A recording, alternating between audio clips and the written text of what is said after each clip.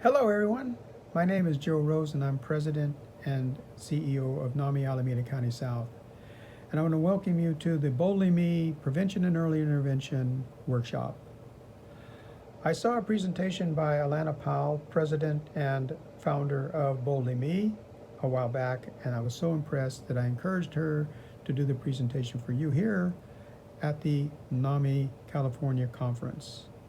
So following my introduction, Alanna will do her presentation, and then following the presentation there will be an opportunity for you to ask questions in our Q&A session with Alanna and Dr. Silberman. Following their Q&A session, I will be doing a session on AB 2022, which I think is a very important piece of legislation which I think everybody should be at least aware of and hopefully support. And then I will talk a little bit about our NAMI Ending the Silence program, which I see will support both AB 2022 and the Boldly Me program. So without any further ado, please help me welcome Alanna Powell.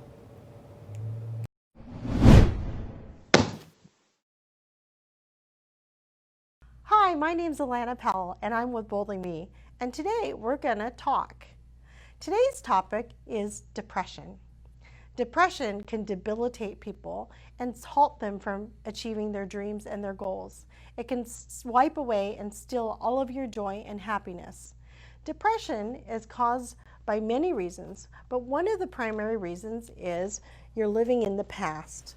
Living too far in the past and not staying in the present moment can actually cause you to feel very sad and very lonely and isolated. So it's important that you look around yourself now and live in the present moment and concentrate on what you see, what you hear, what you feel, what you taste, and who's around you right now, and celebrate that. In our talk, we're going to actually have some skits that actually talk about real issues causing people to feel depressed.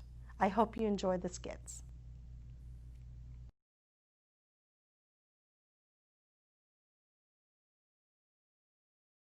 Pictured here is a group of high school students in a therapy session discussing some of the struggles they've encountered in their daily lives. Thank you for coming, everyone. Whoever would like to share first may introduce themselves and the problem that they're going through. Hi everyone, my name is Rakaya, and lately, I don't know, I've just been really stressed out because my parents, they have really high expectations of me, and I keep failing all my math tests. I understand how comparing yourself to your peers and your parents' expectations can stress you out and make you disappointed in yourself, but it's important to separate your academic success from others and just improve at your own pace. We'll come back to this in a bit. Who would like to share next? Yeah, hi, I'm Aniket, and my parents right now are going through a divorce, and all of their fighting, it's making me lose a lot of hope. Times like these are tough, but it's important to keep your physical and mental self healthy and happy through these times. Talking to someone close to you, or even maybe your parents, may reduce the fighting a bit. And with that, last but not least, Brandon. Hi, I'm Brandon, and lately I've just been really struggling to maintain my friendships, and I've been feeling very lonely. I'm sorry to hear about that, as well as everyone else's problems, but it's important to maintain your health in order to battle depression and stress. Not only will it help you thrive, but it will help you get through these tough times. How can we maintain our health? I think we can maintain our health by just exercising and maintaining a healthy diet. Hi guys, my name is Jeremy, and I've struggled with these problems before. And I'm just here to help and give my input in any way. So to answer your Kai, yes and no. In my experience, there are four main aspects to maintaining your health: physical, intellectual, emotional, and spiritual. And what makes all of them different? Well, physical is like exercising right and going to the doctors, while intellectual is being able to overcome your problems and learn new things along the way, while emotional is being able to maintain your friendships by empathizing with them and showing that you really care for them, while spiritual is knowing that there is something greater out there and that you do have a purpose in this life. Oh wow, okay, thank you so much for telling me that, and thank you for your advice. That really helped me, and I'll really reflect on what you said when I go home today.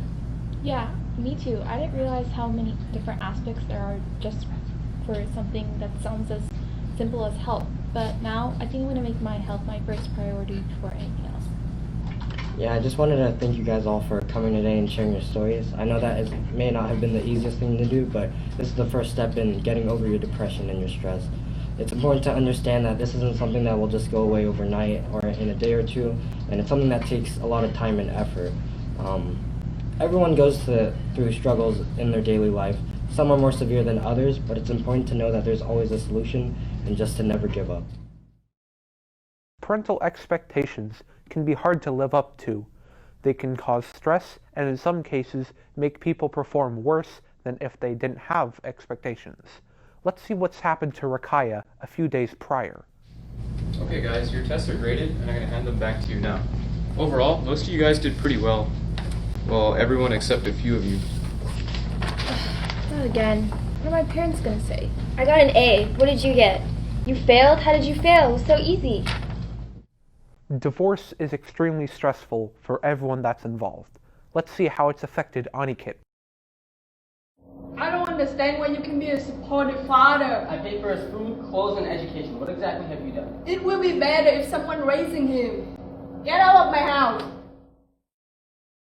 Maintaining friendships is something that's important in all stages of life, from school and beyond. Depression, however, can damage and in some cases completely destroy friendships. Hey, have you long been you want to watch episode today? I got a lot on my mind right now. I don't really feel like hanging out. What do you mean a lot of time? They're just little problems, just manage to deal with it. It's not just little problems. I just need some time to deal with this, okay? Dude, you're pathetic. And thank you all for listening. Hi, I'm Dr. Rick LaBelle, Chair of Counseling, and I also volunteer at Boldly Me. As a psychologist, I work with a lot of different people with many different issues. One of the most common issues is depression. Unfortunately, depression is a word that comes with a lot of stigma and misunderstanding nowadays. For someone to really have major depression, you have to be depressed for at least 2 weeks, almost every day, a lack of interest in doing things, and it can be debilitating to someone. There are other types of depression. For example, everybody has an off day. We all have the blues. We wake up and not feeling so great. These usually pass pretty quickly. Sometimes mistaken for depression is grief. If we've lost someone or something that we really held dearly, we may have many of the symptoms of depression, but it's due directly to the loss of that person. If in time that grief is not handled, it can turn into depression, but it's very important not to misunderstand it. Some people are affected by the seasons, and in the winter they get really down, sleep a lot, want to eat a lot more, but in the spring they get what's called spring fever and they perk up and they get all active. The further you get away from the equator, the more extreme these symptoms are, and this is called seasonal affective disorder.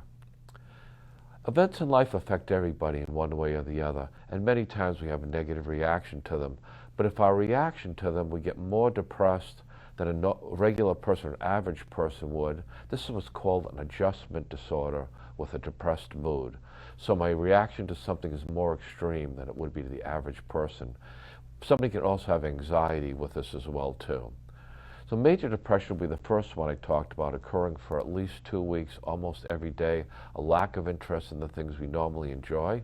With teens, instead of the down mood, they might be more irritable. Sleep can be affected, either sleeping more or less than other people.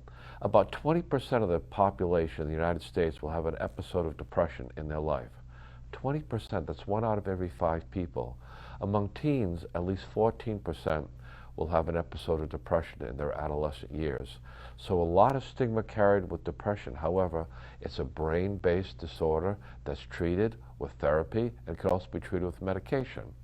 Some common things you can do to help yourself with depression: get out. Don't stay in bed. Get out of the house. Walk out of that front door. If you can, reach out and connect with somebody. Ask to speak to a therapist or a counselor. I always recommend someone whose mood is either anxious or depressed, get a full medical workup. Get your lab work done. Talk to your doctor. Make sure you get a full physical exam. So those be some of my tips. Get out there, get active, exercise, and reach out and connect with other people. Thank you. Thank you so much for listening to our video on depression. Staying in the present moment can be hard at times, especially when there's stressful situations going on, such as discussed in these skits. However, If you're struggling with depression, going on a walk right now, chewing some of your favorite bubble gum right now, and focusing on things that you're doing at this present moment. Looking at the different colors, hearing the different sounds, tasting whatever you might be eating, and focusing in on that can actually help pull you through and bring you back to the present moment and realize that there's so much for you to be grateful for. You are loved, you are accepted, and sometimes these things aren't your fault. So what we want you to know is that you're valuable and you belong here in this world. With that, I'd like you to say the Boldly Me promise. I accept and love myself as I am. I am responsible for the choices I make in my life. I will be boldly me. Now go out there and be the hero of your own story.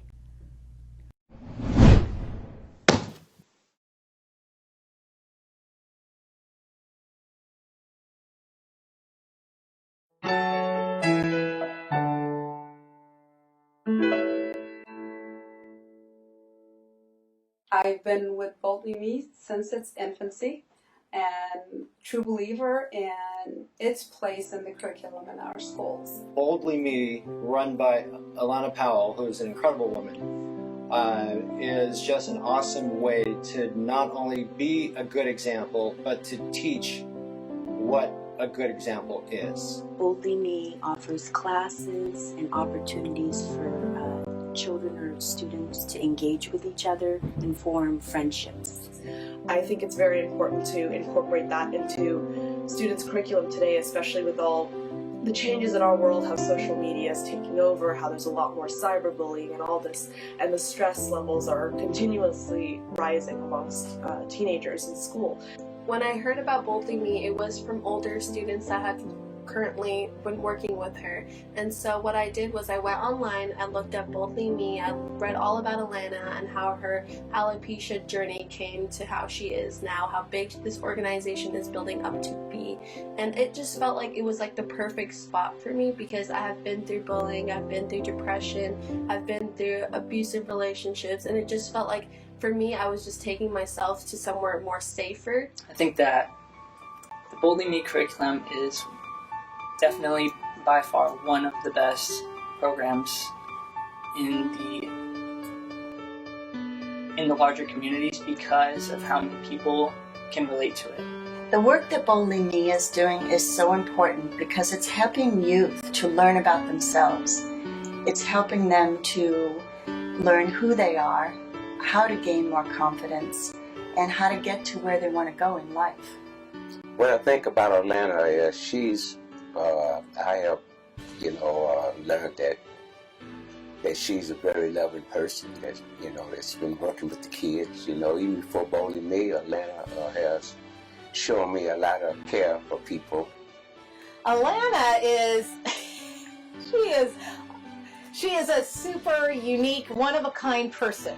She's a true leader and a lot of energy and enthusiasm and kindness, and she has a real gift. Working with Alanna is very, very powerful because, on so many different levels, because she's working with kids that are really in need of encouragement. Oh yeah, Alanna, she's great. She's a great leader, great visionary, huge heart, just lots of energy. I'm just so proud of her. Just so proud to see it went from an idea to a reality. She's able to really draw the best out of people and also bring people together to help a really good cause. When I talk to people about working with Boldly Me, and they go, how do you do that? Because you're working full time, you got a small part-time job, and you also help out with other people. Why do you do that? Because we need to. As a society, this is where we're investing in our future. She's just a team player and so caring about the community and especially the youth that I just feel very blessed to have met her. Alanna is one of my heroes. I think that she's helped almost every single person in my family, and she's changed my life in so many ways that I can't even comprehend, I can't even describe. So I think it's really important that people have heroes and role models that represent who they are, and they know they can be boldly themselves too. She's the type of person that will make you realize what you're capable of, and that's a really special gift that she has. Boldly Me's curriculum is important because it is always it's always healthy to have a good self-esteem, to think better of yourself. Self-esteem, I believe, is victory. And if you have I'm kind of getting choked up here. If you have self-esteem, your life is going to be victorious. I've always just been very happy and finding the silver lining in everything. If she can keep putting that message out into the universe, can you imagine? I'm really happy to see them growing like they are. You know, the hope is that it makes a difference, and I've seen it make a difference, which is very exciting. I believe Boldly Me is providing the much needed support and skills that are needed in our society in order to have and to build and to support healthy children.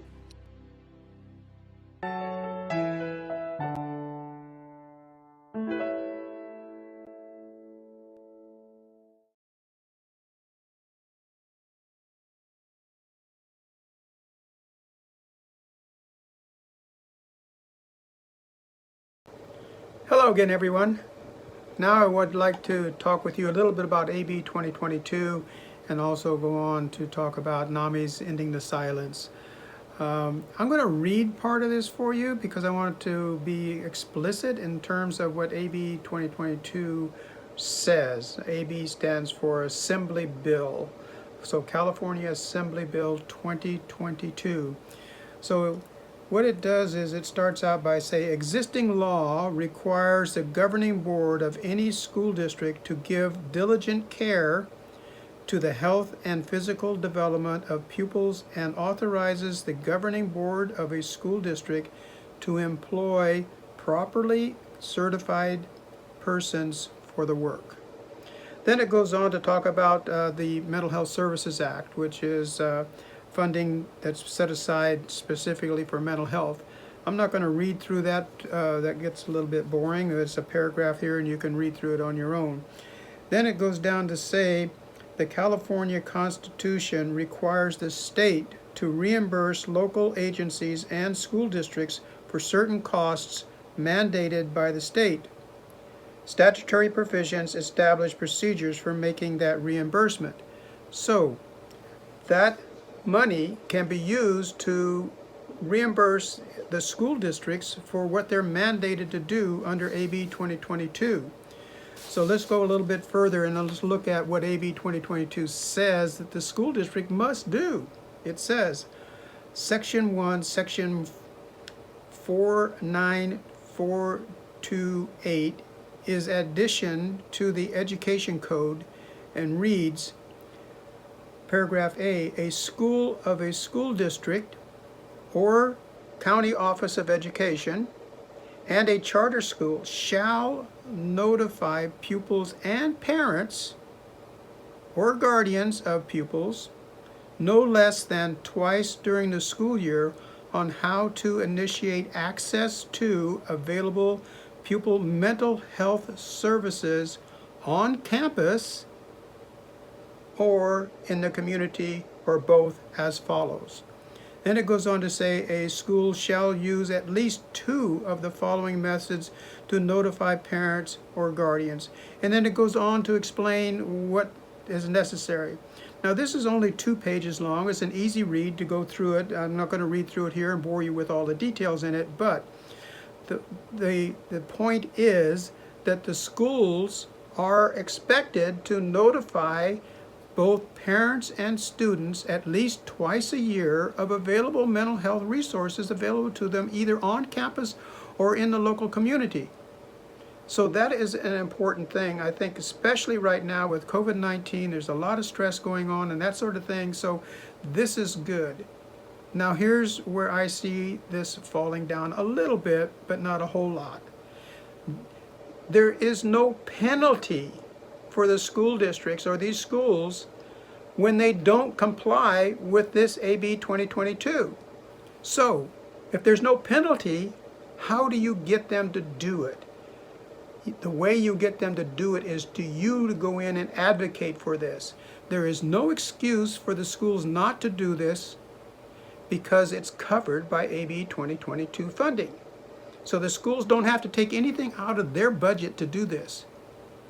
All they need to do is go in compliance with this and make sure their behavioral health services unit in their county is on their budget, and that they got it on there. Now, I've been really struggling with Alameda County to make sure that AB 2022 is in the Mental Health Services Act budget. Now, I haven't actually seen the numbers yet, but they need to be there. Whether or not they're there currently or not, they need to be added if they aren't. So that is one thing. There's no excuse from a financial standpoint why the schools can't do this or shouldn't do this. Again, though, the problem is there's no penalty if they don't do it. So how do we get them to do it? Again, it's up to you to do it. So that's one thing. Now, the other thing is the NAMI ending the silence. A little bit about my own story. My daughter had her significant break when she was 22 years old, just getting ready to graduate from UC Santa Barbara. She had a significant break, and then it was years before she was able to stabilize herself and get back on the road. She's doing very well now, thank you. However, along the way in our discussions, she said that she was always depressed all the way through school. She just thought it was normal that everybody was depressed. So, with that mindset, with AB 2022, if we do this in the school and let people know that these services are available to them, and the student doesn't realize that there's a problem, they're not going to take advantage of AB 2022's resources. So my thought is the way to do that is to go into the schools with the ending the silence, inform the students of the symptoms they should be looking at or considering, and if so, seek professional help, because we're not professionals. We all know that. But now, understanding what the symptoms to look for, or these symptoms are associated possibly with a mental health condition, now they have the information to move forward. But not only the students, the parents as well. And I know I was in denial when my daughter had her break, so I know that there's a problem there. At least there was a problem for me. So we need to inform the parents as well, so that they can monitor their student, their child, to make sure that they are getting the services they need if they need them. So my take on this is we need to get AB 2022 into the school system so they're doing their job, and that we can get ending the silence into the school system as well, so that we can support our students and our parents and the school system for that matter, and informing them of these symptoms so that everybody can get the help that they need before things get out of control, if they're not already out of control. So I'm sure that some of you have been there, I've been there, and a lot of people at this conference have been there. So let's help people get control early on. And while this is going on, we can also recommend the Boldly Me program to those who, as one of the outreaches, that there is programs in the community. So if you have Boldly Me in your community, not only do you have it in your community, I think you can get it online. You have to talk with Alanna about that. But nonetheless, it can be made available to you, at least online now. All these programs, our programs now are being done virtually, and we're really being able to reach out further than we've ever been before. It's unfortunate that COVID-19 has got us to this situation, but there are some advantages to this in terms of what we're able to do in the outreach and in the virtual environment, just like the virtual environment we're in today. So with that, I'm going to bring back Alanna and Dr. Silberman, for a Q&A session with all three of us. So here we go. Bring in your questions. They're important for us to answer for you.